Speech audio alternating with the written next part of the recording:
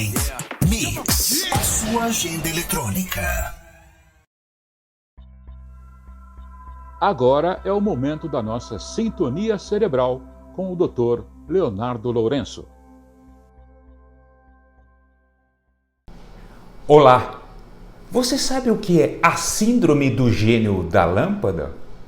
Pois bem, essa nossa mania de querer atender às solicitações e às expectativas dos outros a qualquer custo.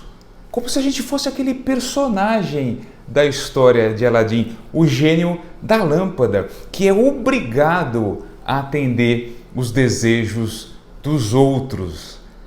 E como é comum a gente cair nessa armadilha, né? De se iludir que a gente tem todo esse poder, né? Toda essa capacidade de salvar e resolver o problema dos outros.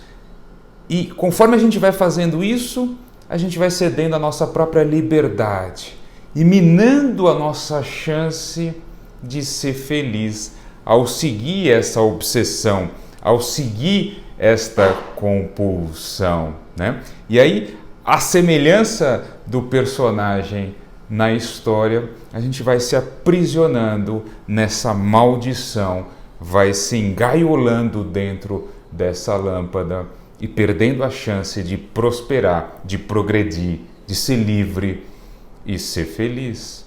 Então eu quero te convidar à leitura do livro A Síndrome do Gênio da Lâmpada. Como não se tornar prisioneiro dos pedidos dos outros, pela editora Labrador, em que a gente explica então com várias histórias, usando também a neurociência e o funcionamento do cérebro nessa situação, isso de forma acessível, prática e clara.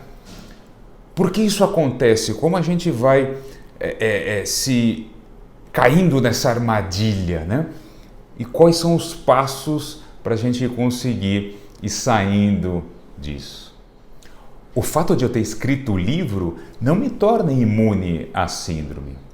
E uma das piores lâmpadas que eu me enfiei na minha vida foi pensar que o mundo queria que eu fosse eficiente, produtivo a qualquer custo. E me enfiei nesta obsessão. Então isso chegou a um ponto que, por exemplo, às vezes quando o meu dia de trabalho acabava, porque as consultas tinham terminado mais cedo, ou a cirurgia tinha terminado mais cedo, pergunta se eu voltava antes para casa para aproveitar a convivência com a família e ter mais tempo de lazer. Não.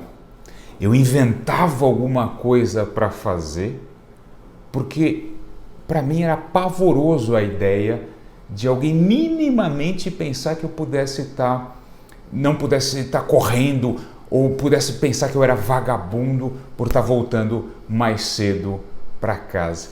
Então, só de imaginar que alguém pudesse ter essa visão de eu não estar todo o tempo correndo, todo o tempo ocupado, era inaceitável para mim.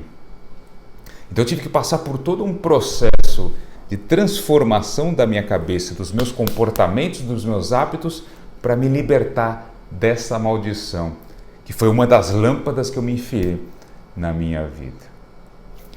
Então, essa história e várias outras ilustram o livro A Síndrome do Gênio da Lâmpada.